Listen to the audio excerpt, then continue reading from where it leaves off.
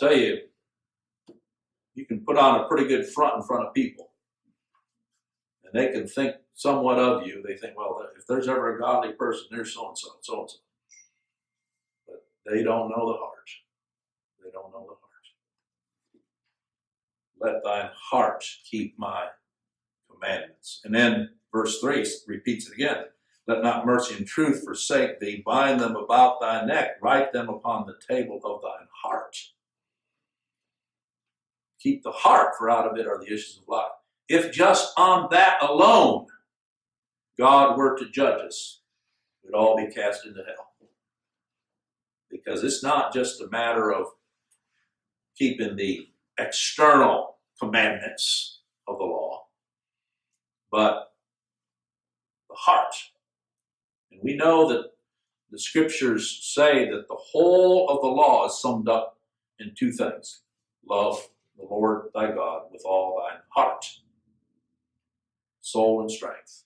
And 2, love thy neighbor as thyself. You realize the 10 commandments that were given, if you look at them, they're divided in 2 parts. The first 5 had to do with loving God, and the last 5 had to do with loving your neighbor. So the Pharisees thought, well, we be not adulterers because we've never laid hand on a woman.